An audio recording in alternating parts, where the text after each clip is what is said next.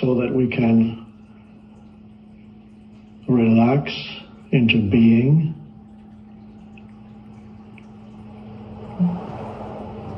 Let's go of the idea that we are doing a meditation here.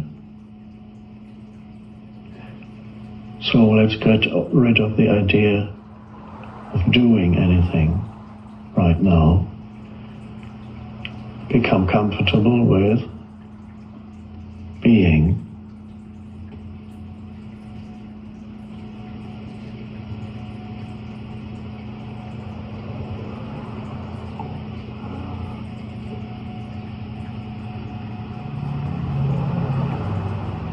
No next moment to look forward to or to fear.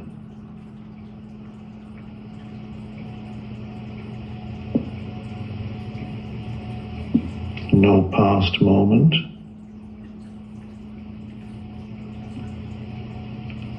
that you need to think about right now.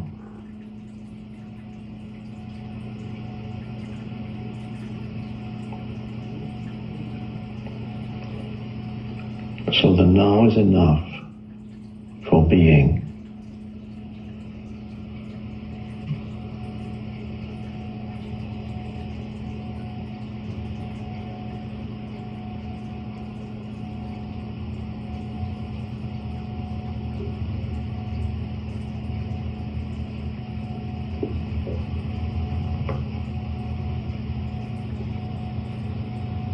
Awareness of being implies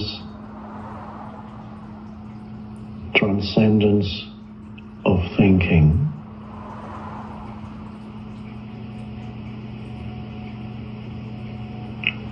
Compulsive thinking.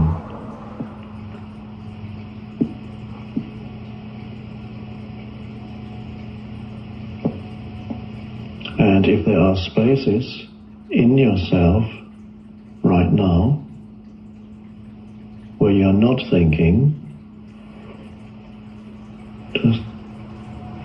then it's working for you and you're not doing anything.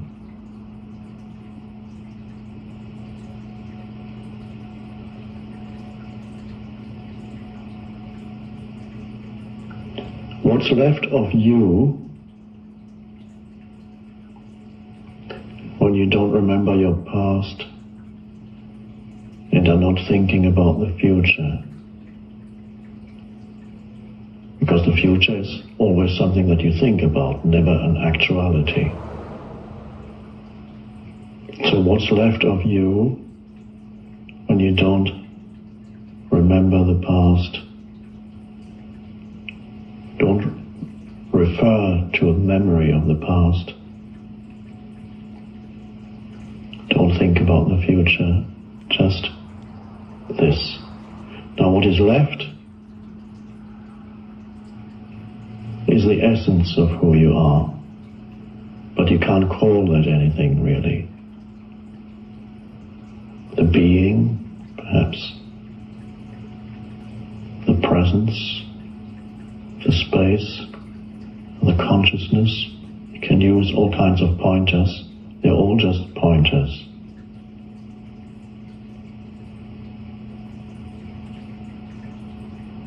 The light of consciousness.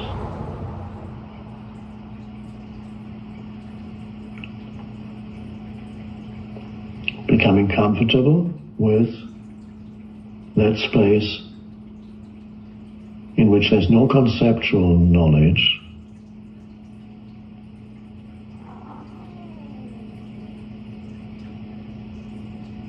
just a presence, formless presence. Can't name it. The moment you name it, you give it form. It is who you are, beyond form.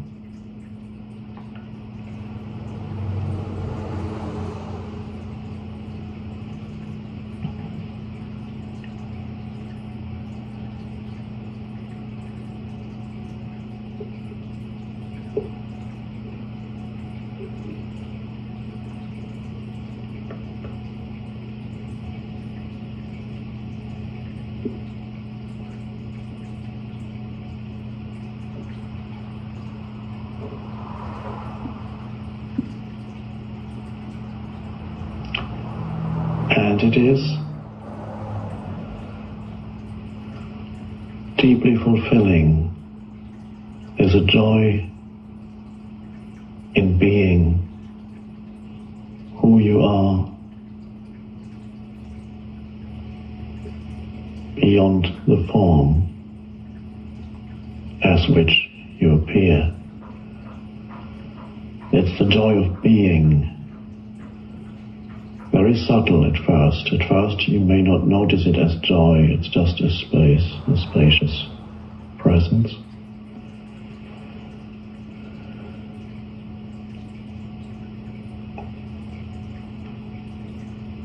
It is being, in India called Sat.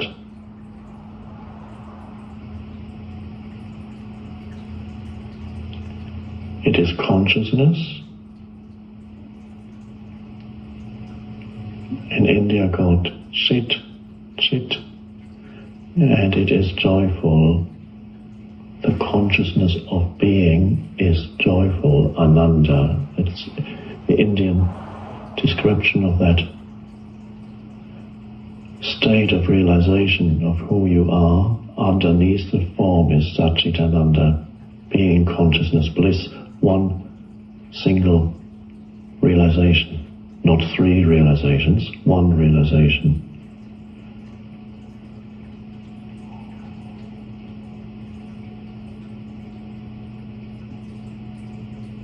And then in the truest sense of the word, you are enjoying yourself. Not in the superficial sense when people say, go and enjoy yourself. Have a good time. This is different.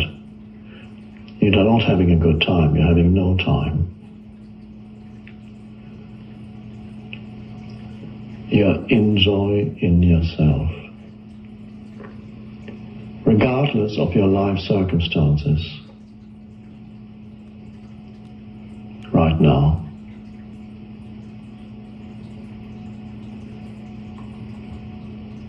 It's not your life situation, it has nothing to do with it. It's life itself.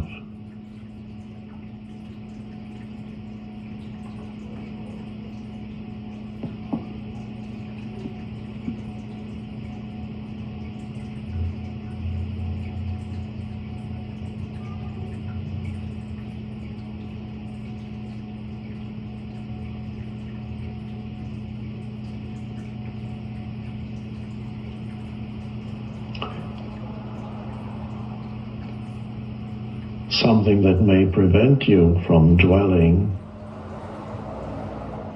in this beautiful realization and being consciously rooted in being,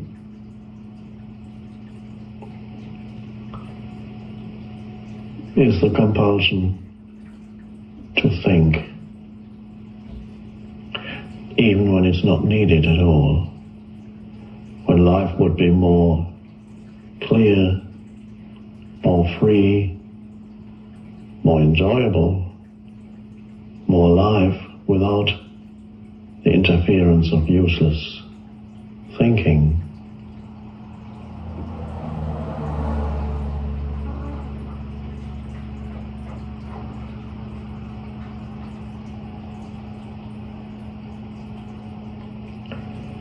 Now, in this world, in our culture, very few people as yet know about the possibility of not having to think all the time.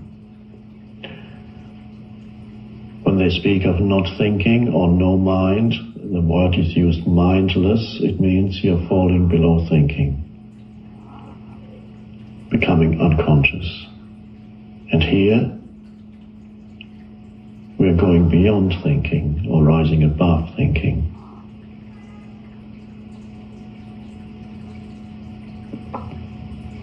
A few thousand people in different parts of the planet at this moment transcending compulsive thinking. in a few thousand human beings at this moment,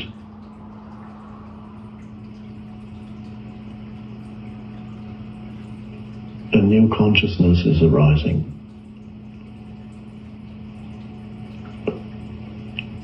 Transcendence of thinking, presence, which is awareness of being, awareness of awareness, self-realization. And it's happening at this moment. Nothing to do really with the person, the different persons that are here on the planet, or this person, or that person. The person has made room for this to arise. The person has become transparent. The person being complete identification with thinking. An illusory identity, a form identity, short-lived form identity, me, the person. My personal past and my personal future, it's me. I have to think about that.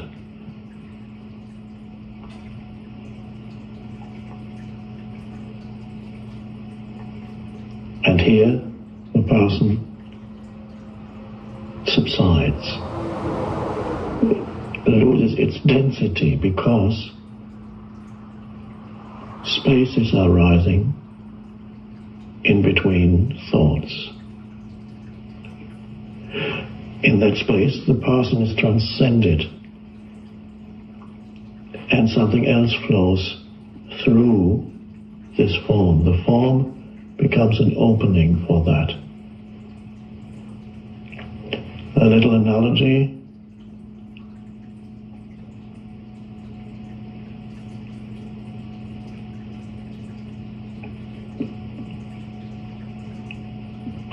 Let's say you are an actor on a cinema screen involved in the usual personal dilemma, various dilemmas that are part of being a person who is unaware of the transcendent dimension. If you're only a person unaware of the transcendent dimension, then your entire life is a dilemma. The dilemma takes on different forms, but it's always problematic, conflict-ridden. So let's say you're an actor on a film screen, acting out preconditioned roles according to the script in your mind, which is the conditioning of your mind. Of course, the only reality an actor or any figure or anything that happens on a cinema screen is the light that is shining through the film in the camera. And what is perceived as persons running around the screen, getting anxious about this and that, are really various ways in which the light is being obscured. That's behind the film in the camera. So let's stick for a moment to this analogy. The various forms that you see on the screen are ways in which a light is being obscured. It's being obscured in different ways, and so they're doing whatever they do. The only reality is the light. That is what gives it life, animates it. Now we're coming to the end of the analogy, but we're not quite there yet. Now the end of the analogy is, say, one or several of the figures on the screen are becoming aware of that light that makes up the essence of who they are. in the midst perhaps of acting out the drama or the short-lived happinesses followed by unhappiness. In the midst of all that, they're becoming aware that in essence they are that light, and the awareness is not a thought, it's a realization. And the very this realization comes because there's a moment of not thought, when they're stripped, the learned script, the conditioning of their mind for a moment has parted, and spacious awareness is there, which is the light. And suddenly they're no longer totally identified with the role they're playing. They're in touch with something that transcends the limitations of their role and their person. And they feel that light that they are, the light of consciousness, in the background of their being as a spacious stillness or awareness. And then they go about doing what they do. Perhaps for a while nothing much changes, the conditioned script still being acted out. But then they notice little changes happening. Even the script is changing because the space is there in between the lines. And then the next line, suddenly there's something new in it. Suddenly they say something that they themselves didn't know before. Something new, fresh, alive. It doesn't conform to the script, the conditioning of their mind. And then perhaps where before they would have reacted to another character in the usual pre-conditioned way, suddenly instead of the reaction, there's a space, a non-reaction, and something totally different happens.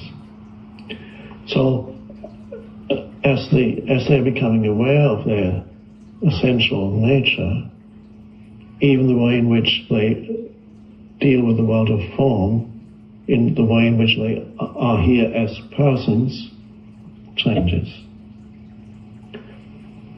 It's the end of our cinema analogy. So this is very much what's happening here.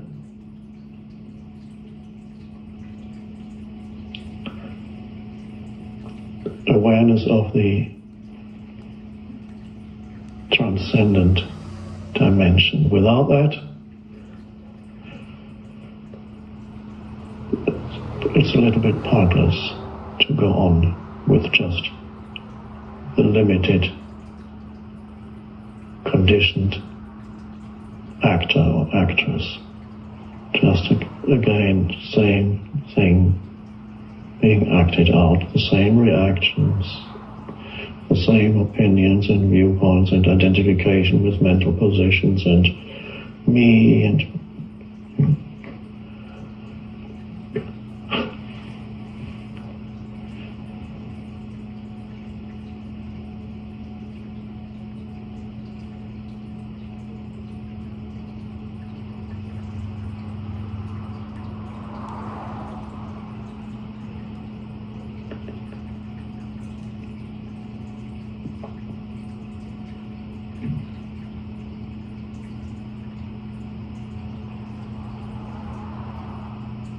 now, of course, the secret is to sustain that spacious awareness as much as possible in everyday life.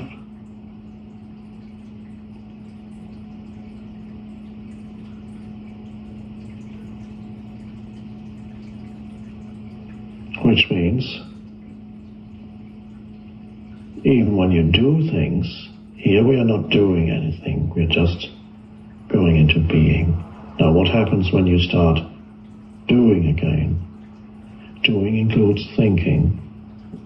That's the primordial doing. When you start doing again, is there still an awareness of a background awareness, so to speak, of spaciousness, presence? You're doing here,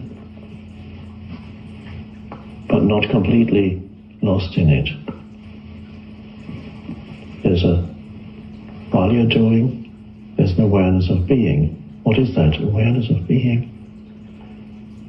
You're aware of yourself, the formless consciousness, aware of awareness.